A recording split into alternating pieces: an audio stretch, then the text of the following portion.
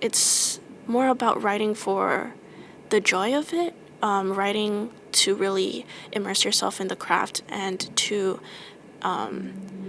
answer questions that you might have about yourself or about the world around you. For Korean-American high school senior Rina Olsen, publishing a book has never been her goal.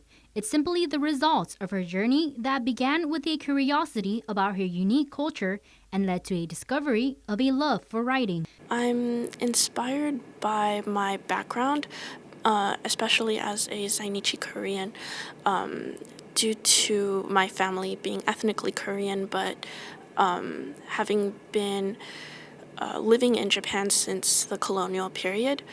And in attempting to recover my Korean heritage, I started writing, trying to make up for my lack of knowledge about the culture. The 18-year-old has been putting pen to paper whenever she could, even throughout her rigorous studies at St. John's School. I mostly wrote when I had free time, so lunch breaks or at home.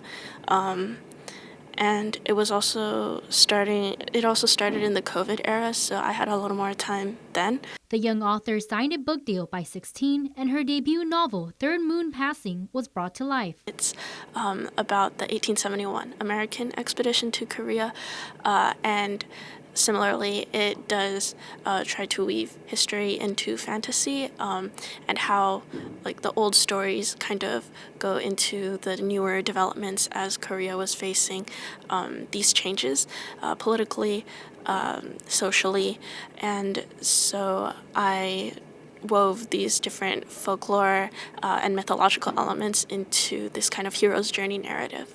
And its prequel, The Water Stricken, was recently released just after her 18th birthday. The novel is centered on the 1866 French expedition to Korea with a mythical twist. I wanted to explore how magical realism or mythology can affect the way we view history. So it's narrated from the perspective of the ghost of a concubine, and in attempting to unravel this murder, there is this simultaneous plotline of how it relates to the broader historical context. Despite her achievement, Olsen admits she had her fair share of ups and downs navigating high school, especially as a knight. I did struggle to write sometimes as I advanced through the high school system.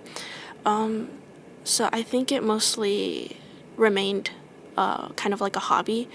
I often had to prioritize other things over writing, but I did get some advice when I was younger to always try to write something within one day, even like a sentence or a paragraph. Doesn't even have to be a page. It's precious advice that's led her to Princeton University, where she'll attend this fall to hone her craft.